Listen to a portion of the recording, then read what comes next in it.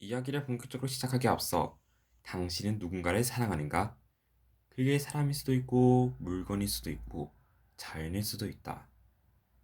우린 이와 같이 사랑하고 있는 모든 것에 사랑을 부어 보듬어 준다.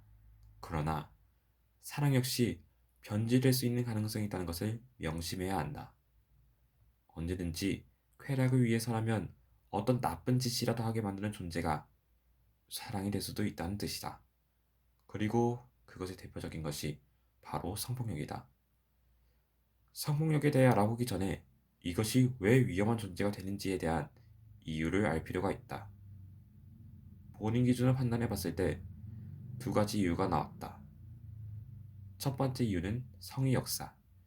성의 역사는 우리의 생각보다 심오하고 복잡한 역사를 가지고 있는데, 차례대로 설명해 보자면 구석기 시대 때의 인간은 최초로 글을 쓰게 된 이후 결혼과 사랑을 잘 몰랐기 때문에 성별이 다르다 하면 군혼, 자폰으로 마구 결혼을 시켰고, 야생에서 어떻게든 살아남아야 했던 인간들에겐 식량 보급과 맹수 보호에 필요한 인간을 낳는 어머니의 역할을 중요시하게 되었다.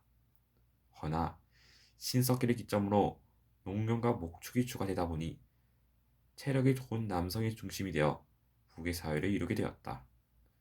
시간이 흘러 청동기 시대에선 팔루스 문화의 발달로 남근 상징이 발견되어 여성의 천대는 날이 갈수록 심해져만 갔고, 고대 사회에선 성과 생식 가치를 똑같이 재산으로 보았고, 중세 사회에선 엄격하게 지배해야 할 존재로, 20세기에선 성의 혁명과 적응적인 성생활을 위한 도구로, 21세기인 지금은 낙태권 불허와 혐오의 대상으로 보았다.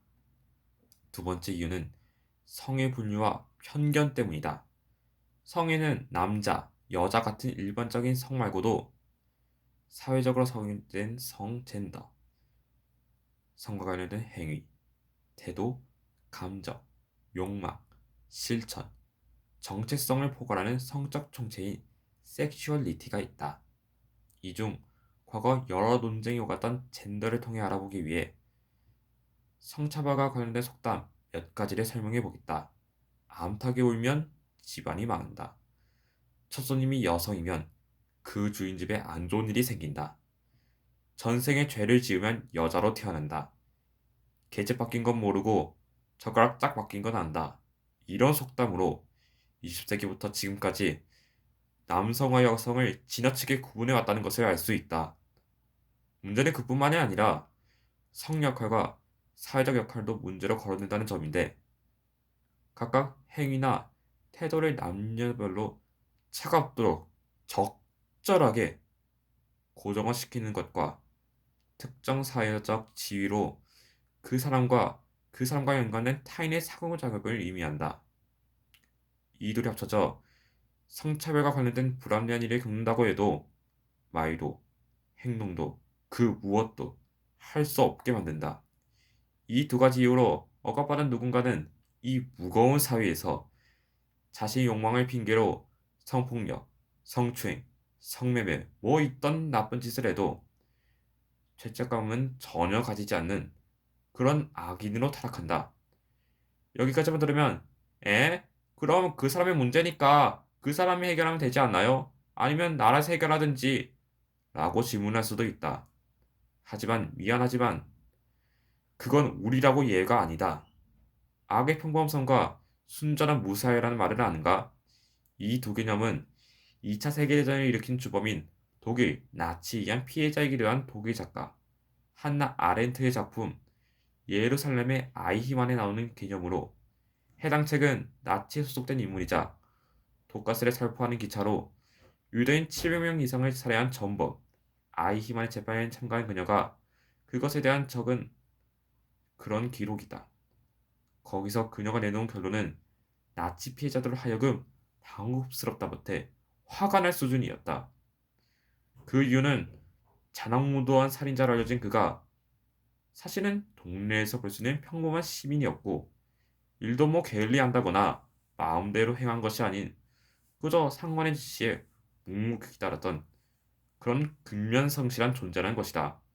그런 나치에 가담한 그를 한나 아렌트가 무죄를 판단한 것이라고 한다면 그것도 아니다.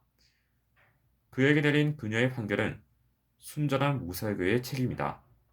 쉽게 말해 지시받은 명령으로 인한 결과가 어떠할지 전혀 생각지도 않고 그저 묵묵히 따랐으므로 죄다가 없다고 볼 수 없으며 이에 대한 책임을 지는 것은 어찌 보면 당연한 일이다. 라는 것이다. 순전한 무사와 연결되는 또 다른 개념인 악의 평범성은 이 악함을 더 확실히 표현하는데 이것은 모든 이가 당연하게 여기고 평범하게 행해놓은 일이 도리어 악이 될 수 있다는 것으로 성폭력에 대입해 말한다면 성폭력과 같은 일을 행할 때 결과, 과정을 생각지도 않고 행한다면 악이만의 전형적인 최후, 쓸쓸한 죽음을 육체적, 정신적으로 겪어야 한다는 것이다. 이렇게 적다 보니 길게 적어버려서 미안하다. 마지막으로 성폭력과 이성과 관련된 선입견을 가지지 않는 방법에 대해 말해보자면 둘 다 어느 것이 옳은지 이런 행동을 해도 되는지에 대한 생각을 해보고 고민을 해보라는 것이다. 결코 쉽게 가능한 일이 아니겠지만 성폭력을 저지르거나 이성에 대한 자신의 선입견으로 지옥에 빠질지 아닐지는 본인의 판단에 맡겨 있다. 물론 정할 수도 없고 단순히 바꿀 수 없다는 건 안다. 그래도 모두가 이성에 상관없이 서로를 평등하게 바라보며 살기를 바란다면 앞서 적은 이성에 대한 선입견과 행동을 할 때 조금이라도 생각해보자. 큰 도움이 될 것이니 꼭 기억해두라.